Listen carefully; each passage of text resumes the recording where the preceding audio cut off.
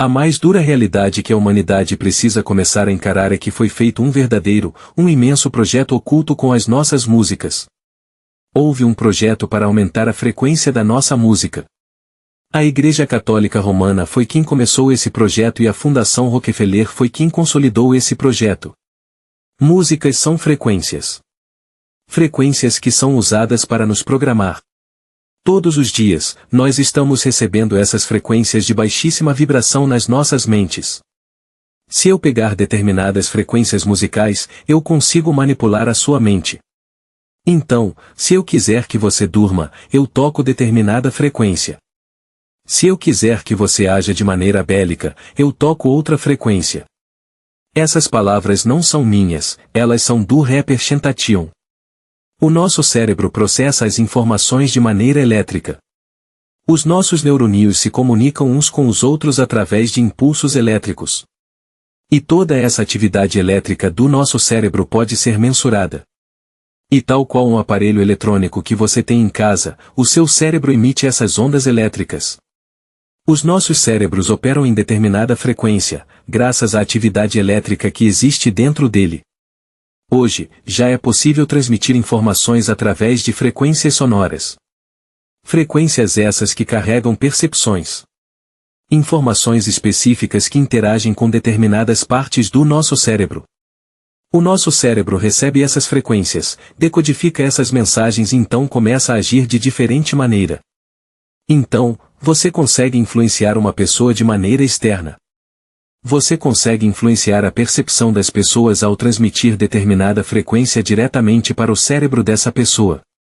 Porque nós estamos o tempo todo interagindo com diferentes estímulos que nos são apresentados todos os dias. Mas nenhum estímulo, nem mesmo o estímulo visual, tem mais poder do que o estímulo auditivo. Nenhum estímulo tem mais poder do que as frequências sonoras, do que as frequências musicais. A mais dura realidade que a humanidade precisa começar a encarar é que foi feito um verdadeiro, um imenso projeto oculto com as nossas músicas. Hoje em dia, todas as músicas operam na frequência de 440 Hz. Mas isso nem sempre foi assim. Houve um projeto para aumentar a frequência da nossa música. Frequência essa que antes era mensurada na casa de 432 Hz. E vocês perceberam como está muito difícil encontrar uma música boa hoje em dia? São pouquíssimos cantores e pouquíssimos compositores que realmente se dedicam a criar, a fazer músicas de verdade. Mas isso tudo é proposital. E talvez esses mesmos músicos nem saibam o que eles estão fazendo. Ou talvez eles não tenham escolha, porque a indústria impede que eles façam diferente. Esse projeto todo que eu estou contando para vocês é oculto, é silencioso e é muito maligno. E ele tem o principal objetivo de controlar a nossa consciência coletiva. Mas, afinal de contas, quem é o responsável por esse aumento da frequência musical?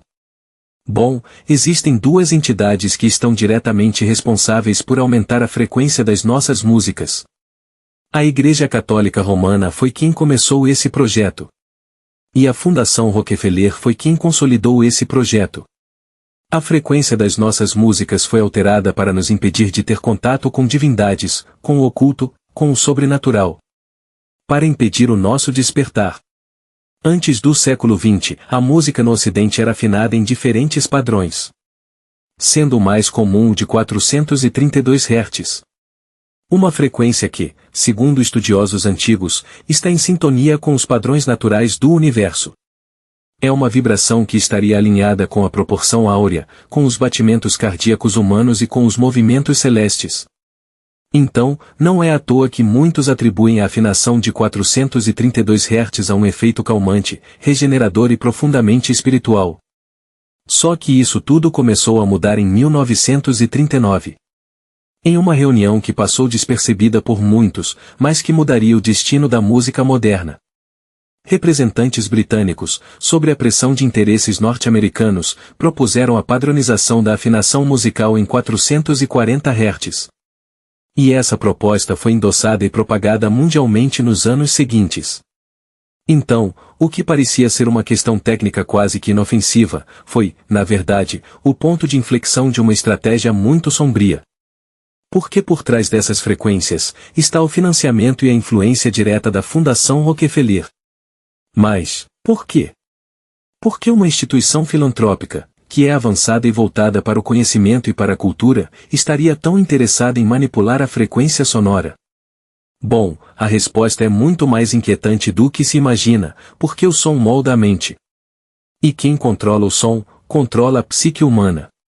Estudos conduzidos por cientistas associados à elite militar e a fundações privadas da época, indicavam que frequências diferentes produziam reações emocionais diferentes. E a frequência de 432 Hz demonstrava efeitos terapêuticos e expansivos. Já a de 440 Hz causava leve desconforto, tensão e um estado de alerta subliminar no cérebro humano, que não é percebido no consciente. A frequência de 440 Hz não foi escolhida por sua harmonia, mas sim por sua dissonância. Nos bastidores dessa operação, a Fundação Rockefeller colaborava com figuras-chave da indústria fonográfica, do exército americano e até de laboratórios de engenharia social. Dentre eles surge o nome de Joseph Goebbels, o ministro da propaganda nazi, que também teria experimentado o uso de frequências para controlar multidões. Então, embora pareça contraditório, há indícios de que partes da elite americana e europeia mantinham uma rede secreta de intercâmbio de conhecimentos sobre controle mental, propaganda e neuroacústica. Durante a Segunda Guerra Mundial, as Forças Armadas dos Estados Unidos criaram departamentos inteiros dedicados à psicoacústica. O objetivo era estudar como os sons específicos podiam induzir estados mentais, não apenas em prisioneiros, mas sim nas massas. A Fundação Rockefeller, sempre com um pé na ciência e com outro nas artes, financiou diversos desses experimentos. E pouco tempo depois, a indústria do entretenimento transformou isso completamente. Com o advento do rádio, da televisão e, mais tarde, com o surgimento das grandes gravadoras, a música começou a ser distribuída em massa com uma nova afinação, a de 440 Hz. E o público, sem saber, foi progressivamente exposto a uma ressonância artificial que ressoava não com a alma, mas sim com a ansiedade. A música perdeu a sua raiz espiritual e se tornou uma ferramenta de distração, de vício emocional, de alienação. Só que a manipulação não parou apenas na frequência. A padronização da afinação em 440 Hz foi apenas o primeiro movimento de um xadrez muito bem elaborado. A Fundação Rockefeller, com a sua habilidade de se infiltrar em setores chaves da ciência, da arte e da educação, logo se associou a um dos centros mais sombrios e influentes da engenharia social do século XX. Eu estou falando do Instituto Tavistock, que foi criado oficialmente em 1947, mas tinha raízes em estudos psicológicos da Primeira Guerra Mundial. Esse local foi um dos epicentros de pesquisa sobre controle de massas, psicologia do trauma e reprogramação comportamental. E não por coincidência, financiado amplamente pela Fundação Rockefeller. Então, enquanto o público acreditava que o Tavistock era um instituto de psicologia aplicada para curar traumas de guerra, na realidade, ali se testavam formas de destruir o ego coletivo, de moldar uma sociedade que ficou emocionalmente instável e que estava perfeita para ser controlada. E para isso, então, era preciso mais do que uma simples mudança na frequência. Era necessário reprogramar a cultura inteira. Então, nas décadas seguintes, a Fundação Rockefeller redirecionou sua influência para a indústria cultural, especialmente para a música jovem. Gravadoras, universidades, rádios e festivais começaram a surgir, todos com financiamento direto ou indiretamente ligados à fundação. Ou com outras entidades, como por exemplo, parcerias com a Carnegie Endowment, a Ford Foundation e até mesmo a CIA, que via no rock psicodélico e no jazz dissonante e no hip-hop violento uma mina de ouro psicoemocional. Então, bandas inteiras foram lançadas como experiências sociais. Artistas foram moldados nos bastidores com letras, ritmos e clipes cuidadosamente orquestrados. Os Beatles, por exemplo. Eles passaram um tempo dentro desses centros de estudos psicológicos antes da explosão midiática. E há teorias que John Lennon começou a se rebelar justamente após perceber que estavam sendo usados como instrumento de programação coletiva. E vocês sabem muito bem o que aconteceu com John Lennon. A música, então, passou a estimular comportamentos autodestrutivos, consumo compulsivo, desconexão espiritual, agressividade e hedonismo vazio. Tudo isso embalado com a genialidade sonora, por trás das melodias, estava ali a assinatura do Tavistock. Então, sons que criam dissonância interna, letras que fragmentam a identidade e batidas que ativam o sistema límbico de forma contínua. E, afinal de contas, o que tudo isso tem a ver com a frequência? Porque a frequência de 440 Hz, aplicada como base tonal para todos os instrumentos modernos, cria um campo de tensão leve, porém persistente. O corpo, a mente e o campo energético humano não vibram harmonicamente com essa frequência, mas sim em resistência a ela. E, com o tempo, essa tensão se torna crônica. O sistema nervoso, constantemente exposto a essas vibrações, entra num estado de fadiga subliminar.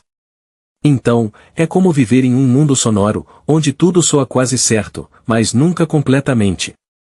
O cérebro tenta constantemente se ajustar, mas não consegue.